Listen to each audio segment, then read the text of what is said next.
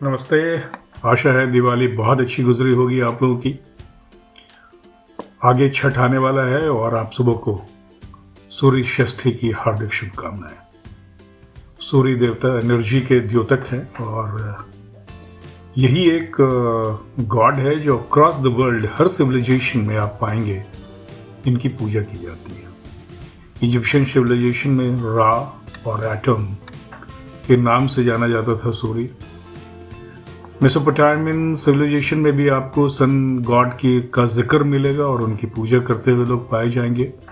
And वैदिक civilisation में तो है ही उदित्यम जातवेदसम देवम वहंत कीत्वा दृश्य विश्वाय सूर्यम। तो इस तरह का जो एनर्जी का सोर्स है, सोर्स ऑफ एनर्जी सन, उसकी पूजा की जाती है।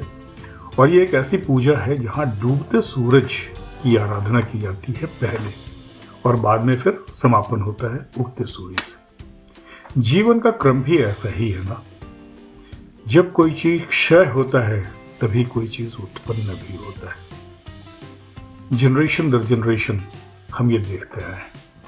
तो इसीलिए जो कोई चीज खत्म होती है वो हर नई चीज की संभावना हमें दे जाती है।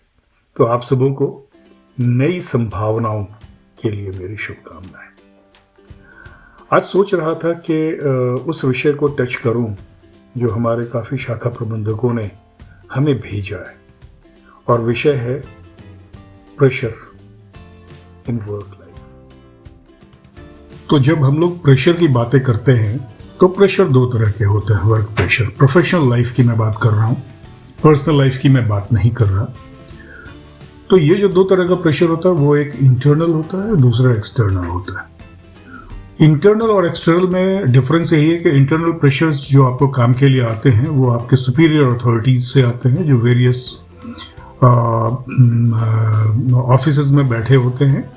और चूंकि उनका काम है मॉनिटरिंग एंड सुपरविजन का, तो जहाँ पर उन्हें लैक लग रहा है, जहाँ पे उन्हें इनिशिएटिव की कमी दिखती है, जहाँ पे उन्हें लगता है कि यहाँ पे ज़्यादा पुश देने की ज़रूरत है, they ask questions and they guide also.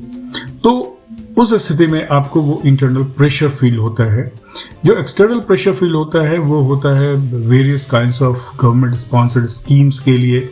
जब आपको जो डिस्ट्रिक्ट अथॉरिटीज़ हैं या फिर जो एजेंसीज़ हैं, गवर्नमेंट की एजेंसीज़, वो आपसे मॉनिटरिंग करती हैं। स्टेट लेवल बैंकर्स कमेटी हो, डिस्ट्रिक्ट लेवल बैंकर्स कमेटी हो, डिस्ट्रिक्ट अथॉरिटीज़ हों, और आपको इवन डीएफएस, ये जब हमसे मॉनिटरिंग करना शुरू करती है बैंकों से, तो फिर बैंक उसको पूछते हैं उस चीज़ों में। जैसे अब पीएम स्वनिधि है तो उसकी मॉनिटरिंग हो रही है, तो आपको वो एक्सटर्नल भी रिस्पांस देना पड़ता है और आपको वो एक्सटर्नल एजेंसी का प्रेशर फील होता है काम में।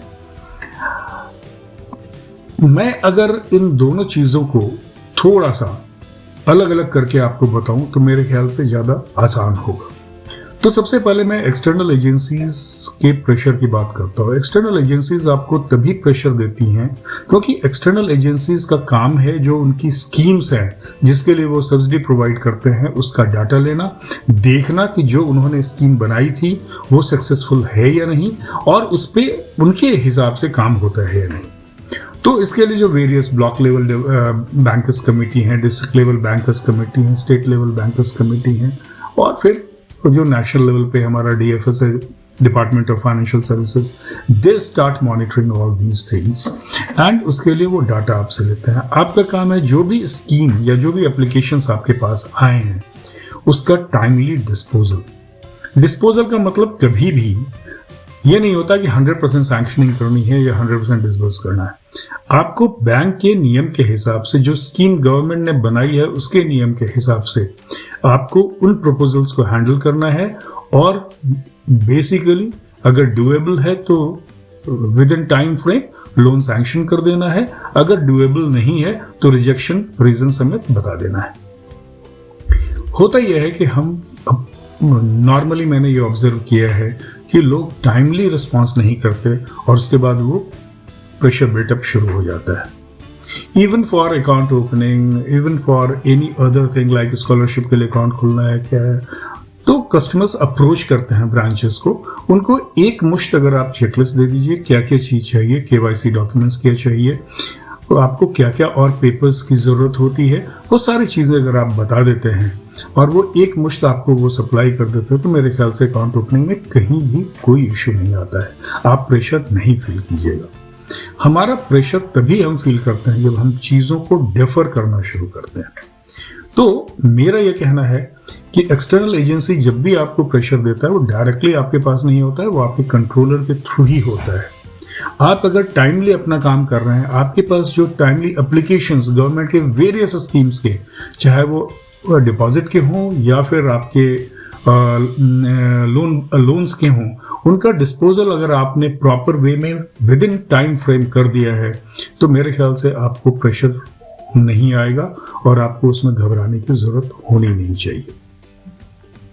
अब अगर मैं इंटरनल प्रेशर की बात करता हूं, तो इंटरनल प्रेशर आपको किस बात के लिए फील होता है, उसको भी मैं दो पार्ट में बांटता हूं। एक बिजनेस होता है और दूसरा ऑपरेशनल एरियाज है, हाइजीन एरियाज हैं, डाटा क्वालिटी है, उसका है। हमने ये ऑब्जर्व किया है, पहले मैं ऑपरेशनल और हाइजीन की बात कर लूँ और डाटा क्वालिटी की बात कर लूँ, कि अगर हमारे सारे फ्रंटलाइन स्टाफ जो काम कर रहे हैं वो अगर परफेक्टली उन काम को करें और उसमें गलतियां ना करें, तो उसको इम्प्रूव करने के लिए और करेक्ट करने के लिए और रेक्टिफाई करने के लिए आपको कोई भी प्रेशर नहीं आएगा, कोई भी एक्स्ट्रा सीटिंग नहीं देनी होगी, कोई छुट्टियों को दिन आने की जरूरत नहीं। अगर आप 4 अकाउंट पर डे खोल रहे हैं, तो वो अकाउंट प्रॉपरली अगर आप खोल लेते हैं और प्रॉपरली उन अकाउंट्स एप्लीकेशंस को LCPC को भेज देते हैं, मेरे ख्याल से आपको उसके लिए फिर दोबारा आने की जरूरत है ही नहीं, अगर सब कुछ परफेक्ट हो रहा है। लेकिन होता यह है कि फॉर द फर्स्ट टाइम जब हम कोई चीज़ हैंडल करते हैं, हम करेक्ट वे में नहीं करते, हम उसको प्रॉपरली करते नहीं। एज अ रिजल्ट आपको उसको करेक्ट करवाने के लिए फिर आपके कंट्रोलर्स को प्रेशर बिल्टअप करना होता है। और चूंकि ये काम आपको for the first time he correct करना था, आपने ध्यान से नहीं किया, तो आप उसको ये नहीं बोल सकते कि आपको उस काम के लिए प्रेशर दिया जा रहा है। अगर आपने गलती करी है और आपने ठीक काम नहीं किया है, तो रेक्टिफाई तो आपको करना ही होगा।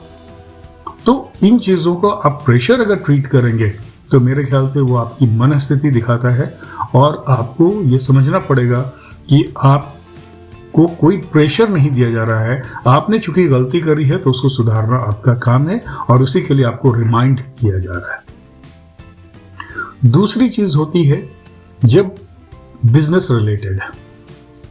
अक्सर हाँ ये देखा गया है कि हमारा बजट साल के शुरू के फर्स्ट क्वार्टर में ही सेटल हो जाता है नॉर्मली, और जब आपको बजट दिया जाता है, तो जो प्रीवियस ईयर के परफॉर्मेंस है, प्रीवियस ईयर का जो ग्रोथ है उसको, और जो पोटेंशियलिटी आपके एरिया में है उसको ध्यान में देके ग्रोथ बजट दिया जाता है।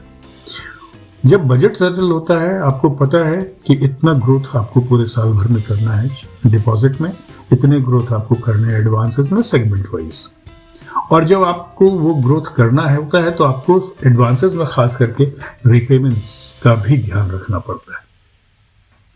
तो अगर आप रिपेमेंट्स को फैक्टर इन करके अपने ग्रोथ के टारगेट को लेके चलिए मंथ वाइज, बहुत आसानी हो जाती है। शुरू के कुछ दिनों हम रिलैक्स कर जाते हैं, शुरू के दिनों में हम उतनी तरजीह ही नहीं देते बजट अचीवमेंट पे। एज अ रिजल्ट जैसे जैसे हमारा फाइनेंशियल ईयर क्लोज होने लगता है, हमारे ऊपर पूरा प्रेशर बढ़ता है, बिकॉज जो हमारा वेरिएंस है, नेगेटिव वेरिएंस जो आपको बजट से गैप है, वो बढ़ता जाता है। तो जाहिर है आपका पर डे का अचीवमेंट और पर मंथ का अचीवमेंट काफी गैप अगर बढ़ गया, तो आप पे ज्यादा प्रेशर फील होता है। Third and very important factor is income, और इनकम जनरेशन के जो हमारे साधन हैं, apart from loan processing, account maintenance charges, collection charges, या फिर आप जिसको RTGS और NEFT के चार्जेस जो रिड्यूस ही होते जा रहे हैं, कम होते जा रहे हैं, गवर्नमेंट कमीशंस, इसके अलावा हमारे पास जो ऑप्शन है वो है अपने सब्सिडीज के प्रोडक्ट को सेल करके जो हमें इनकम जनरेट होता है। कस्टमर्स को इंश्योरेंस चाहिए, चाहे कार के लिए हो, चाहे लाइफ के लिए हो, चाहे हेल्थ के लिए हो, चाहे एक्सीडेंटल इंश्योरेंस चाहिए। अगर आप उन्हें नहीं देंगे तो वो कहीं ना कहीं और से लेगा। तो आपके कस्टमर को कोई और एजेंसी अपना प्रोडक्ट बेच के चली जाए, उससे बेहतर है कि आपका जो प्रोडक्ट है, आपके पास जो प्रोडक्ट है, उसकी जानकारी आपके पास उपलब्ध है, आप उन ग्राहकों को अपना प्रोडक्ट बेचिए और उससे जो इनकम होता है वो आपके ब्रांच का इनकम होगा और आपका इनकम का भी बजट अच्छे से अचीव होगा।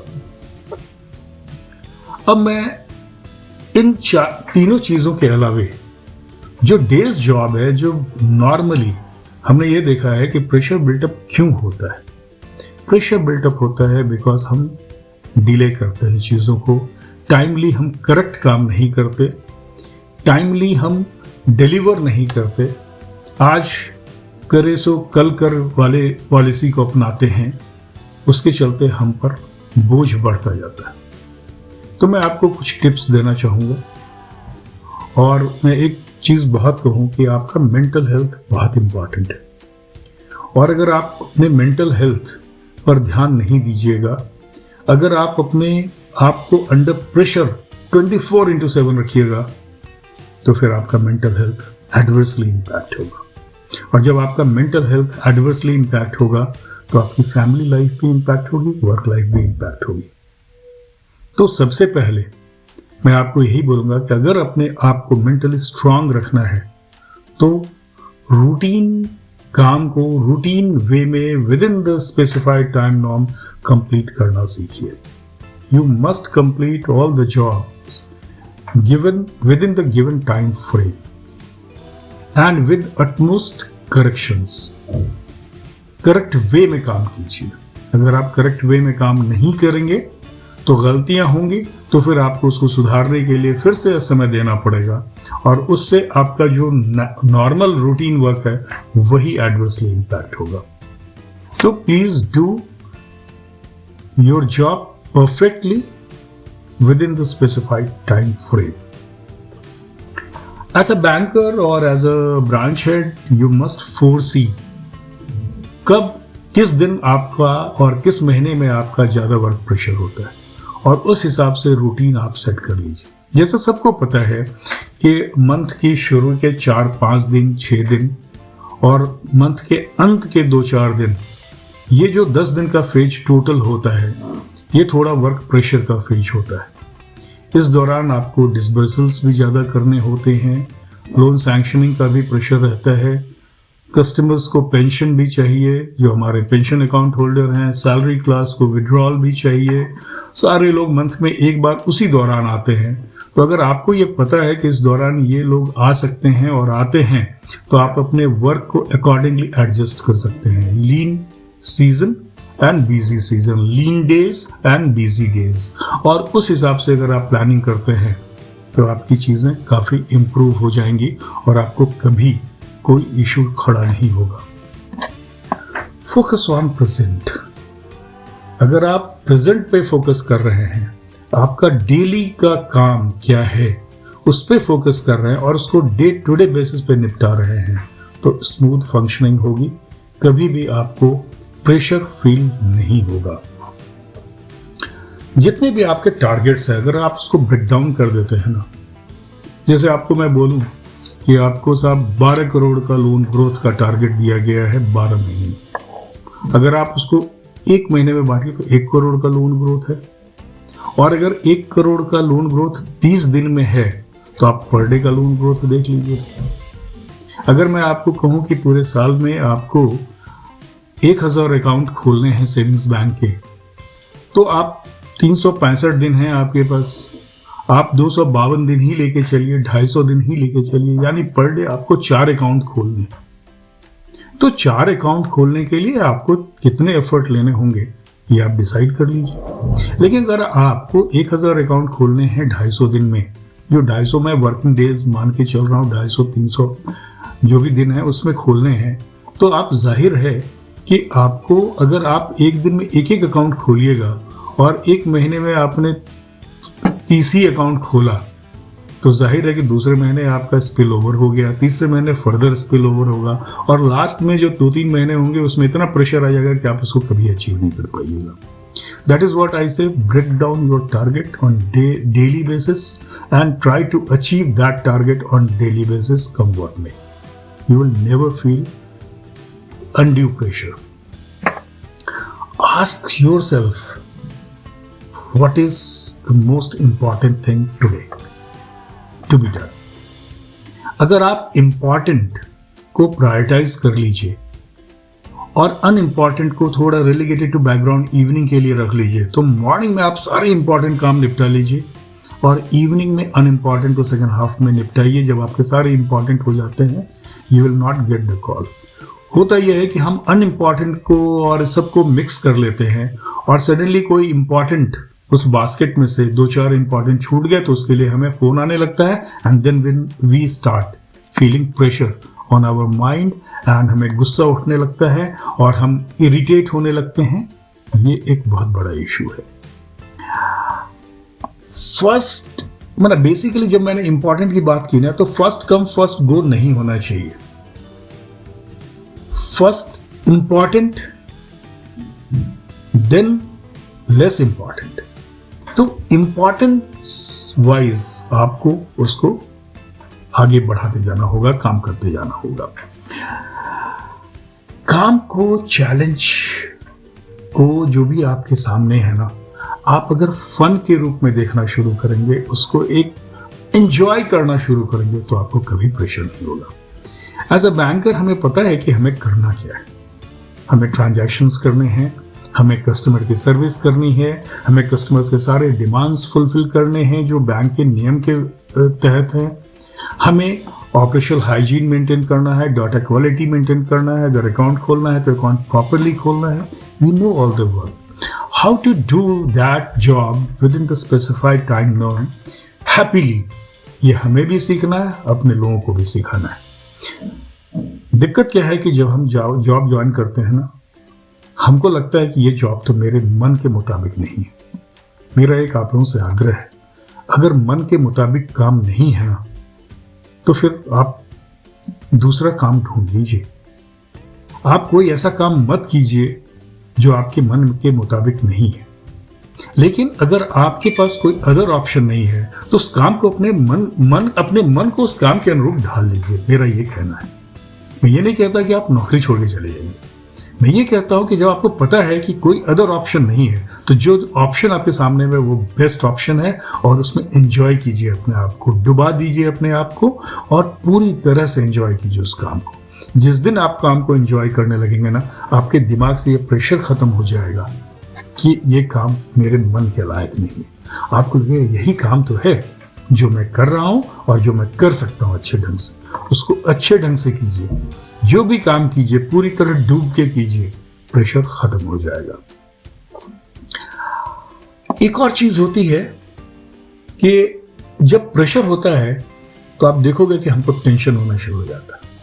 टेंशन होता है तो हम क्या करते हैं, हम ओवर रिएक्ट करते हैं. मेरा कहना है कि जब आपके पास ज्यादा प्रेशर बिल्डअप हो जाए तो कुछ देर के लिए कूल डाउन हो जाइए, एकांत में बैठ जाइए, किसी से बातें कीजिए, थोड़ा सा चीजों को, अपने रिएक्शंस को स्लो डाउन होने दीजिए